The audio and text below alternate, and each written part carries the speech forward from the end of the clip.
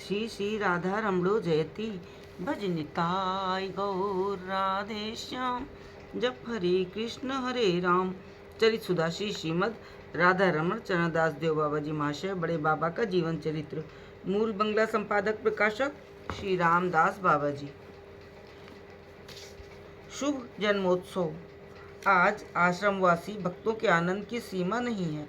सब अपने अपने सेवा कार्य में लगे हैं, परंतु उनके मन और प्राण जैसे कहीं और निमग्न हैं।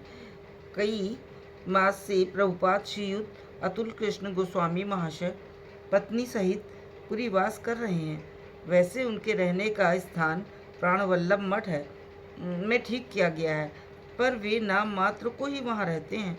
सदा बाबा जी महाशय के साथ जानपीटा मठ में रहकर नाना रूप लीला प्रसंग द्वारा सबको आनंद में परिलुप्त कर रहे हैं। 27 चैत्र मास बंगाब्द 1311 8 बजे के लगभग प्रभुपाद ने जानपीटा मठ में प्रवेश किया। देखा कि बाबा जी महाशय श्री जगन्नाथ दर्शन को गए हैं। आश्रमवासी भक्त मिलकर कुछ परामर्श कर रहे हैं और आनंद में विभोर हो रहे हैं। प्रभुपाद के दर्शन करते ही सब चुप हो गए। जल्दी से उठ उन्हें आसन प्रदान कर दंडवत प्रणाम किया।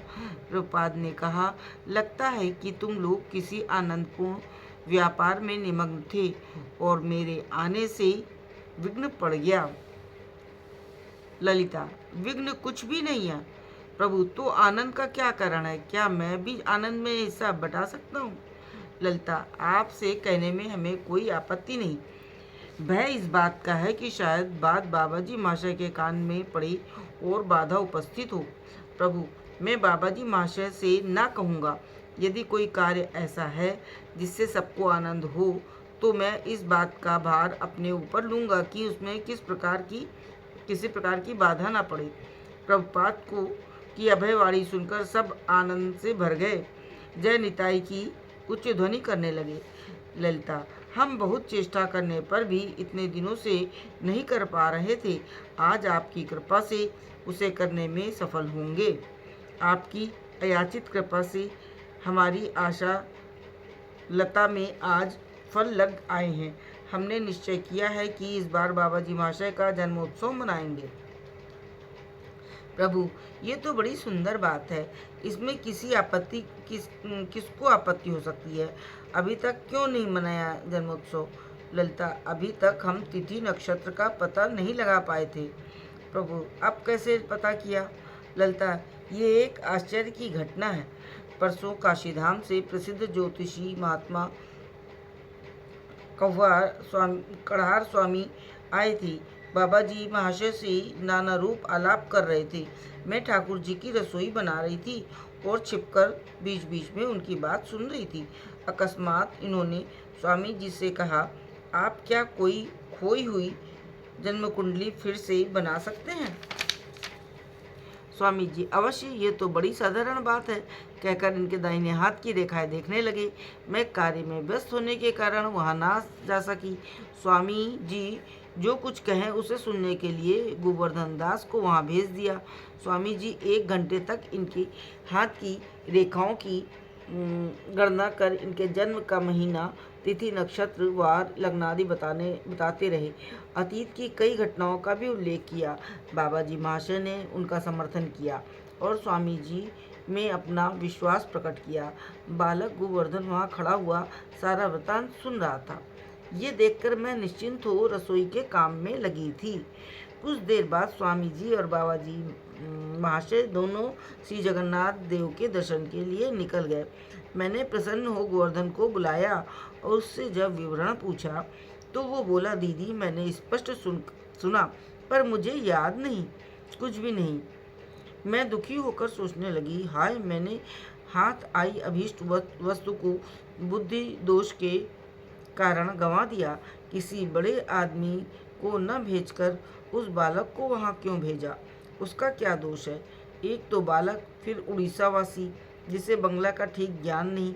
मैं इस प्रकार सोच रही थी कि बाबा जी महाशय आ गए। मैंने उत्कंठित हो उनसे पूछा, स्वामी जी कहाँ गए? उद्देश्य था कि किसी व्यक्ति को उनके पास भेजकर सब कुछ जान लूँगी। बाबा जी महाशय ने उत्तर दिया, वे 12 बजे की गाड़ी से कलकत्ते चले गए। मैंने मन का दुख मन में ही रखा और सोचा कि शायद हम लोग अभी इस आनंद के अधिकारी नहीं हैं। सुख दुख में वो दिन बीत गया। दूसरे दिन यानी कल बहुत तड़के बाबा जी महाशय मुँह धो रहे थे। मैं जल लिए पास में खड़ी थी और भी बहुत से लोग थे। अकस्मात मुझे एक तरकीब सूझी। मैंने अवज्ञा भरे भाव से कहा, ज्योतिष शास्त्र कुछ भी नहीं, मैं उसमें तनिक भी विश्वास नहीं करती। ज्योतिषी लोग कुछ बातें कंठस्थ कर रखते हैं जिससे लोगों में अपना विश्वास जमा सकें।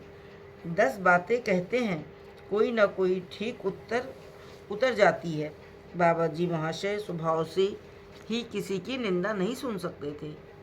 आज अपने ही लोगों के बीच एक प्रसिद्ध शास्त्र की निंदा सुन कुद्ध होकर बोले, तूने कैसे जाना कि ज्योतिष शास्त्र मिथ्या है? मैं किसी की कोई बात सच होते देखी ही नहीं। बाबा जी, जो शास्त्र नहीं जानते उनके ऊपर निर्भर कर शास्त्र की अवज्ञा करना मूर्खता है। तूने कभी किसी अच्छे ज्योतिषी से भी बात की है क्या? कल जो स्वामी जी आए थे उनकी किसी भी बात में त्रुटि निकाल सकती है क्या? मैं, भविष्य की बात सच होगी या झूठ कौन जाने। उन्होंने कहा होगा आपको इतनी उम्र में शनि का होगा, इतने दिन शरीर अस्वस्थ रहेगा, इतनी उम्र में धन की प्राप्ति होगी और ये कहकर प्रस्थान किया होगा। अब उतने दिन प्रतीक्षा करने के बाद ही तो कहा जा सकेगा कि उन्होंने सत्य कहा था नहीं। अतीत के बारे में यदि कुछ कहते तो मैं जानती। बाबा जी, तुम लोगों को कुछ धारणाएं भ्रम मूलक हैं जिनके कारण बिना अनुसंधान किए ही कुछ का कुछ सिद्धांत बना लेते हो। स्वामी जी ने मेरे अतीत के संबंध में कल जितनी भी बातें कहीं उनमें से एक भी मिथ्या नहीं है। मैं, अच्छा, आपके जन्म के संबंध में जो जो कहा उसे क्या क्या आप सत्य मानते हैं? बाबा जी, हाँ, क्यों नहीं। एक एक क्षण, एक एक वार, तिथि, नक्षत्र तक तो बता रह गए। चैत्र संक्रांति, त्रयोदशी, बृहस्पतिवार, पूर्वा फाल्गुनी नक्षत्र, सिंह लग्न इत्यादि। मैं आपको ये सब ज्ञात था तो आपने सच मान लिया। बाबा जी, मुझे अपने कुंडली की और कोई बात नहीं स्मरण, पर जन्मदिन, तिथि, नक्षत्र आदि सब याद है। उषा काल में जन्म, यहाँ तक तो स्वामी जी ने बता दिया। छल कौशल से अभीष्ट वस्तु प्राप्त कर मैं हृदय का भाव गोपन न कर सकी और जोर जोर से हंस पड़ी। बाबा जी महाशय मेरी चतुराई समझ गए और प्रताड़ना वाक्यों द्वारा यथार्थ बात को छिपाने की चेष्टा करने लगी। मैंने कहा, देखिए, उदित सूर्य को हाथ में से ढकने की चेष्टा क्यों कर रहे हैं? जब तिथि प्रकट हो ही गई है तो कोई न कोई उसकी आराधना करेगा ही। हम चाहें करें या ना करें, इसमें बाधा देने से क्या होगा? बाबा जी महाशय और कुछ उत्तर न देकर नित्य कृत्य को चले गए। ऊपर का वृत्तांत सुनाने के पश्चात ललिता दासी प्रभुपाद और भी अतुल कृष्ण गोस्वामी से बोली श्री अतुल कृष्ण गोस्वामी से बोली, इस बार संक्रांति 29 तारीख की है, इसलिए केवल 2 दिन बाकी हैं। कैसे क्या होगा आप जाने। प्रभुपाद, ये तो बड़े आनंद की बात है। मुझे ये सब सुनकर कितना आनंद हुआ मैं व्यक्त नहीं कर सकता, पर मैं घर जाकर अभी अपनी पत्नी से कहता हूँ, वो भी इस शुभ कार्य में योगदान करेगी। घर जाकर उन्होंने सारा वृत्तांत अपनी स्त्री से कहा। वात्सल्य की मूर्ति माँ गोस्वामी मानो आनंद से सुधबुध खो बैठी। बाकी 2 दिन उन्हें युग के समान प्रतीत हुए। तीसरे पहर मठ को गईं। ललिता दासी से तेल, घी, नया घड़ा इत्यादि जिन जिन चीज़ों की आवश्यकता थी संग्रह करने को कह इस शुभ कार्य में विशेष रुचि दिखाने लगीं और बोलीं, तुम सब निश्चिंत होकर आनंद मनाओ। जिस जिस चीज़ की ज़रूरत हो चाहे उसका संग्रह करो। बाबा जी महाशय को ओर से किसी प्रकार की आशंका न करो, उनका भार मेरे ऊपर छोड़ो। माँ गोस्वामिनी की अभयवाणी सुन सब लोग बहुत आनंदित हुए। यथा समय माँ गोस्वामिनी घर को चली गईं, पर प्रभुपाद बाबा जी महाशय के दर्शन हेतु वहीं रह गए। कुछ देर बाद बाबा जी महाशय आ गए। दोनों परस्पर मिलन सुख का अनुभव करने लगे। 28 चैत्र बंगात बुधवार प्रातःकाल से ही आश्रमवासी विशेष रूप से व्यस्त थे। प्रभुपाद भी वहीं उपस्थित थे। बाजार से नाना प्रकार की सामग्री आ रही थी। बलराम बाबू को बुला जगन्नाथ देव के भोग के लिए 100 रुपए की व्यवस्था की गई। ललिता दासी की आज्ञा से द्रव्यादि संग्रह करने के लिए श्रीमान नंदकिशोर दास और कृष्णदास दोनों बाजार किया करते थे, इसलिए उस दिन वे लोग बाबा जी महाशय के सामने न पढ़ सके। अकस्मात नंद को देख बाबा जी महाशय बोले, क्यों रे नंद, तू आज दिखा ही नहीं। आज मठ के सभी लोग जैसे किसी बड़े आयोजन में लगे हों, क्या कारण है बताओ तो। नंद के कुछ कहने से पहले ही प्रभुपाद बोल उठे, आप ठीक कह रहे हैं। आज आश्रम की शोभा देख मुझे भी ऐसा लगता है कि मानो आश्रम के स्थावर जंगम पशु पक्षी पर्यंत किसी अप्राकृत चिन्मय आनंद में डूबे हैं। आश्रम में प्रवेश करते ही मानो हृदय आनंद से उच्छलित होने लगता है।